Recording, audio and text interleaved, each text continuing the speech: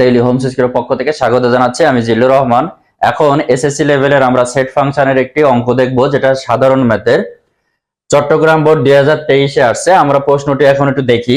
প্রথমে বলা হচ্ছে সার্বিক set U is equal to, দেওয়া আছে এর দুটি উপসেট হলো এ এবং বি, এবং লাস্টে বলা হচ্ছে এস ইজ ইকুয়াল টু একটা অন্যয় দেওয়া হয়েছে। এখন ক নাম্বার প্রশ্নে যেটা বলা হচ্ছে, যে ক নাম্বার প্রশ্নে বলা হচ্ছে এটা ইজ ইকুয়াল টু এটা, অর্থাৎ m প্লাস n এবং কমা n ইজ ইকুয়াল টু 75 হলে mn এর মান নির্ণয় করো। এখন এখানে একটা ক্রমজোড় দেওয়া আছে, তারপরে mn এর মান নির্ণয় করতে বলা হচ্ছে।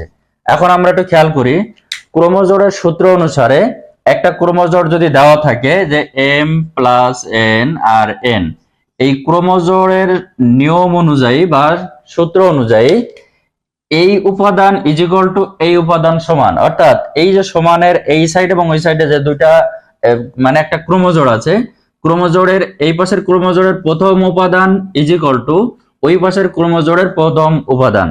তার মানে ক্রমজোড়ের আমরা এখানে একটা সমীকরণ দিই। ক্রমজোড়ের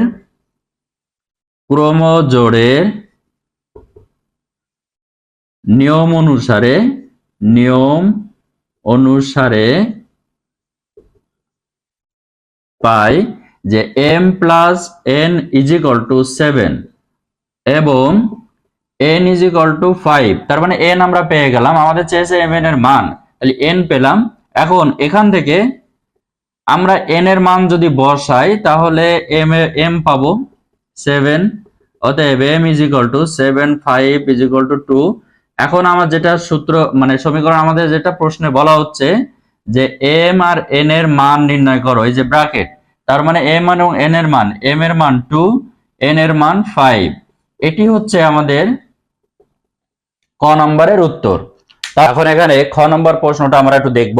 খ নম্বরের প্রশ্নে বলা হচ্ছে c is equal two a prime হলে পিসি বা পাওয়ার অফ c নির্ণয় করে দেখাও যে পিসি এর উপাদান সংখ্যা 2 টু দি পাওয়ার n কে সমর্থন করে।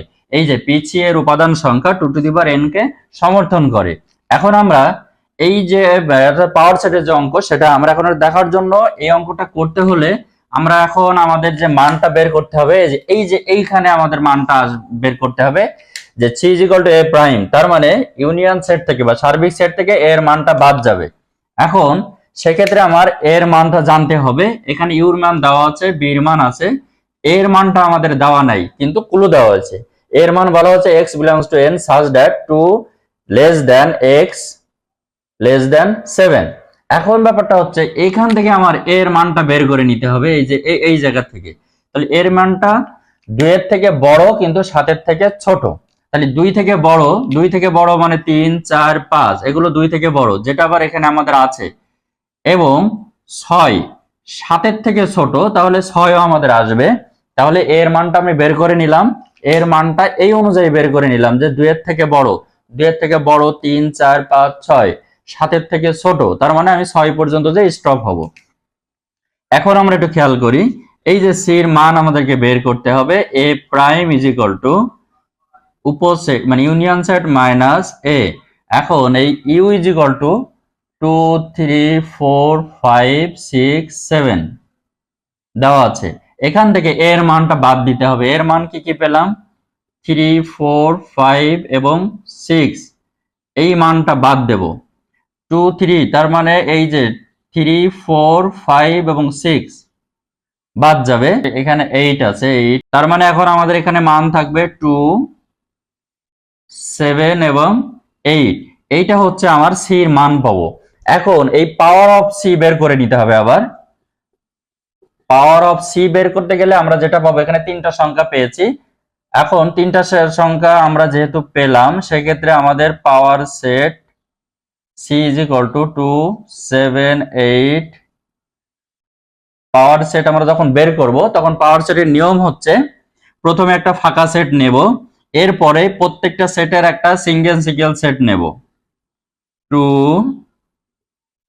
7, 8, এরপরে ওই 3টা আবার একটা নেব, 2, 7, 8। ফাঁকা সেট নিলাম, একটা করে নিলাম, ওই যেটা থাকবে সেটা সহ একবার নিলাম। এরপরে দুইটা দুইটা করে নেব, সেক্ষেত্রে 2 7 একটা নেব, 2 8 একটা নেব, এরপরে 7 এবং 8 আর একটা নেব, তারপরে আর নেওয়ার কোনো অপশন নাই। তার মানে একটা ফাঁকা সেট নেব, প্রত্যেকটা সিঙ্গেল সিঙ্গেল রেটে অনুযায়ী নেব, এরপরে যেটার আমি পাওয়ার সেট নির্ণয় করছি সেটা নেব, তারপরে দুইটা দুইটা করে নেব, নেওয়ার পরে আমাদের দেখি আর যেটাই নেব সেটা আবার রিপিট হয়ে যাবে, তো কোনো রিপিট করা যাবে না। সেক্ষেত্রে আমাদের সংখ্যা হলো কয়টা, 1 2 3 4 5 6 7 এবং 8টা। এখানে আমি উপাদান সংখ্যা পেলাম, পাওয়ার সেটের উপাদান সংখ্যা আমি পেলাম 8টি। এখন আমরা জানি এই 8টি পেলাম, এখন 2 টু দি পাওয়ার n কে সমর্থন করে এখন এই যে পাওয়ার সেটের যে উপাদান, এই যে সির যে উপাদান, আমি যদি এই সূত্রে বসাই 2 টু দি পাওয়ার n, তাহলে 2 এখানে পাওয়ার, এখানে উপাদান সংখ্যা হচ্ছে 3, তার মানে 8। এখন এটা পেলাম হচ্ছে 8টি, আর যদি এই সূত্রে আমরা বসাই যে যে সি সেটের উপাদান হচ্ছে 3টা, এই সূত্র অনুযায়ী যদি আমি বসাই সেক্ষেত্রেও হলো 8টা। তাহলে উপাদান সংখ্যা বের করেও পেলাম 8টা, আবার ওই সূত্রে যদি বসাই সেটাও 8টা। তাহলে অবশ্যই আমরা এক্ষেত্রে বলতে পারি যে সির উপাদান সংখ্যা পাওয়ার সেটের উপাদান সংখ্যা 2 টু দি পাওয়ার n কে সমর্থন করে। এখন এই অঙ্ক থেকে আমরা গ নম্বর প্রশ্নটি দেখি। গ নম্বরে বলা হচ্ছে এস অন্যয়কে তালিকা পদ্ধতিতে প্রকাশ করে ডোমেন বের করো। এস অন্যয়, তার মানে উদ্দীপকে আমাদের এস দেওয়া আছে, S is equal to A B such that A belongs to B এবং বি বিলংস টু বি, এবং A B is equal to A plus B একটি অন্যয়। এখন এইটাকে তালিকা পদ্ধতিতে বের করে তার ডোমেন বের করতে বলা হয়েছে। এখন এস এর বা অন্যয়ের শর্ত, বর্ণিত শর্ত থেকে আমরা পাই এই যে B is equal to A plus two, এখানে দেওয়াই আছে আমাদের B is equal to A plus two, যেখানে বড় বি ইজ ইকুয়াল টু 2 4 6 এবং 8, এই যে সেট আছে। এখন এ বিলংস টু বি এর জন্য বি ইজ ইকুয়াল টু এত এর মান আমরা বের করি বা নির্ণয় করি। এখন আমাদের বিষয়টা খেয়াল করি যে এ এবং বি এর মান, এখন B is equal to A plus two, তাহলে এর মানটা কোনটা, এর মান হচ্ছে এই যে আমাদের বির যে মান দেওয়া আছে, এই যে বড় বি, এই বড় বির যে মানগুলো দেওয়া থাকবে ওটাই হচ্ছে এ, যেহেতু এ বিলংস টু বি, অর্থাৎ এই বির যে মান সেটাকে বলা হয় এর মান। এখন খেয়াল করি, তাহলে এর মানগুলো আমরা বসাই 2 4 6 8, 2 4 6 8, আমরা এই যে এর মানটা বসালাম। এখন আমরা বির মানটা আমরা পাইনি, বির মানটা আমরা বসাবো। বির মান হচ্ছে এর যে মান তার থেকে 2 বড়, এর মান যা তার থেকে কত 2 বড়, এই যে এখানে আমাদের বির মান, এ যে মান আছে তার থেকে 2 বড় প্রত্যেকটা ক্ষেত্রে। এখন প্রথমে যদি আসি এর মান 2, তাহলে বির মান কত 2 আর 2 4, এরপরে যদি এর মান 4 হয় তাহলে 4 এর সাথে আরো 2 6 যোগ হবে, এরপরে যদি এর মান 6 হয় তাহলে বির মান কত 6 এর সাথে আরো 2 যোগ হবে, তাহলে সেটা হবে 8। এরপরে যদি এর সাথে আরো 2 যোগ হয়, এখন আছে এর মান 8, তাহলে এই ক্ষেত্রে বির মান কত হবে, 8 এর সাথে আরো 2 যোগ হবে, যোগ হয়ে সেটা হবে 10। এখন আমরা একটু খেয়াল করি, তাহলে এস এর যে অন্যয়, এস অন্যয়টা আমরা আবার যদি বের করব, এস অন্যয়টা আমরা আবারও বের করব, সেক্ষেত্রে আমরা একটু খেয়াল করি এস যখন বের করব, এই যে বির যে মান আমরা এখানে দেখি, প্রত্যেকটা বির যেগুলো মান আছে, ছোট বির যে মানগুলো বড় বির সাথে মেলে কিনা, বড় বির সাথে মেলে কিনা আমরা সেটা একটু খেয়াল করব। 4 মিলেছে, 6 মিলেছে, 8 মিলেছে, বাট এই যে 10, এই 10টা মেলে নাই, তার মানে এই 10টা নট বিলংস টু বি, 10টা নট বিলংস টু বি, এই যে 10 এই বির সদস্য না, তার মানে সেটা এর সদস্য হতে পারবে না। এখন যেহেতু এই 10 বি এর সদস্য না, সেহেতু কি বলা যায় যে এই পুরো 8 এবং 10 এটাই নট বিলংস টু এস, অর্থাৎ এটা এস এরই সদস্য হবে না, যেহেতু বির মান এর সদস্য না, তাহলে সেটা টোটাল এই ক্রোমোজোরটাই বাদ দিতে হবে, এস এর এস অন্যয়ে থাকবে না।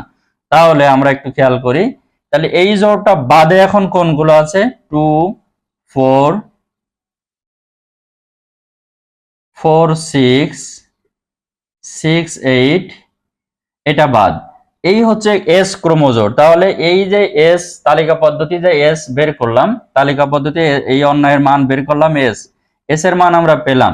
এখন এখান থেকে যদি বলি ডোমেন কত, এখন আমাদের প্রশ্নে বলা হচ্ছে ডোমেন বের করতে বলা হচ্ছে।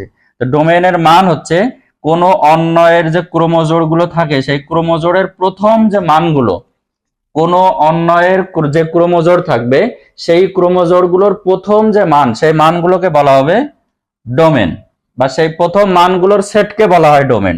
ডোমেন ইজ ইকুয়াল টু 2 6 2 4 6, এই হচ্ছে ডোমেন। তাহলে এখানে আরেকটু খেয়াল করি, আমরা অন্যয়টি বের করতে পারলাম, অন্যয়টি পেলাম। এখন অন্যয় থেকে যদি এই এস থেকে আমরা ডোমেন বের করব, যে এই যে ক্রোমোজোর গুলো আছে এই ক্রোমোজোরের প্রথম যে মান সেই মানগুলোর সেটকেই বলা হয় ডোমেন। এটি হচ্ছে আমাদের গ নম্বরের উত্তর।